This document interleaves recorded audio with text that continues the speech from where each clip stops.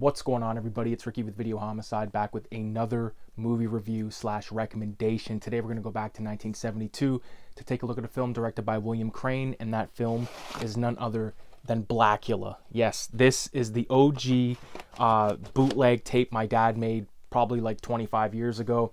And one thing that he would do with a lot of his bootlegs is actually cut out the article from the Leonard Maltin write-up in the Leonard Maltin movie guide and glue them on there. So I always thought that was really dope.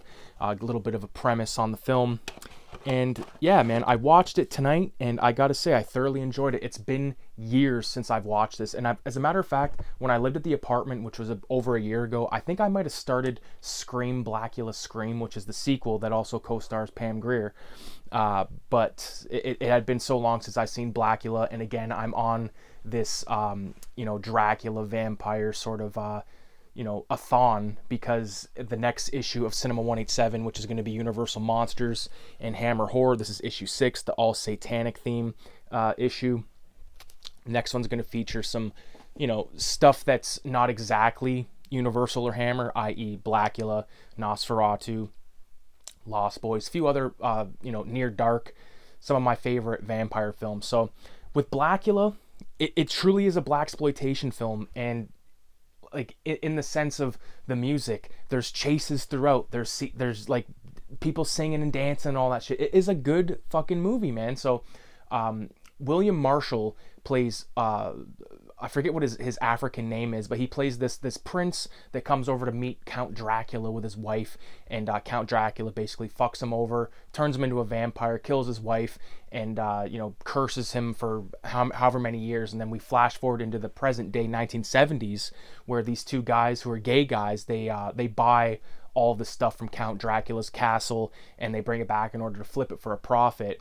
And they end up cracking open the coffin. Blacula comes to life, turns them into vampires. One thing about this flick is the vampires, like, they're cheesy, but they're good. You know, they're just like a step above like shit. You know what I mean? Or a few steps above shit. I don't want to trash this movie too much, but you get a lot of really cool shots of Blacula, and attempting to lure this girl that looks like his wife into his life, turn her into a vampire and stuff like that. So there's a really cool shot where they're all sitting around at this club, and this one like random dude like is very, very eager to like hang out with Blacula. I forget what his name was, but this lady comes along with a camera and starts taking photos, and then she goes and develops the photos, and then she's like, oh my god, like, where the fuck is this guy? Where's Dracula? And he takes her out, turns her into a vampire.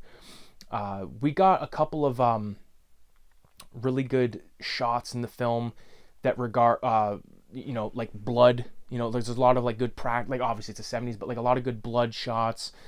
There's a lot of shots of like a bat, which was cool. The opening credits of this flick, very animated, very fucking cool. There's like it's sort of just like this weird bunch of shapes, but one of the shapes is like a red shape in the shape of a woman, and there's another one in the shape of a bat, and the bat always gets the woman. It's, if you've seen it, you know what I'm talking about.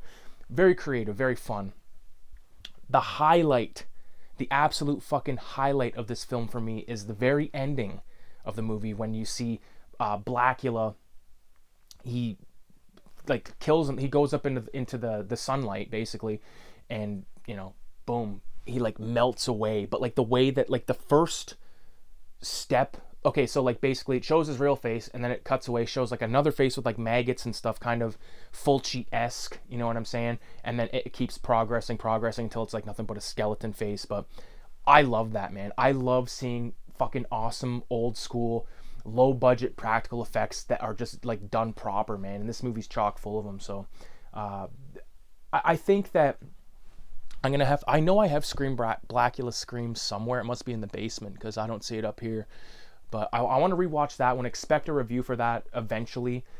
Just sort of making my way, kind of scattering all around these vampire flicks, and I'm having a good time, man. I think that vampires are one of my favorite monsters, cinematic monsters. You know what I mean? And like just the eternal life thing and all that. It's very interesting to me. So I love seeing castles. Although the castle in this one is like very luxurious looking. Count Dracula's castle is so luxurious.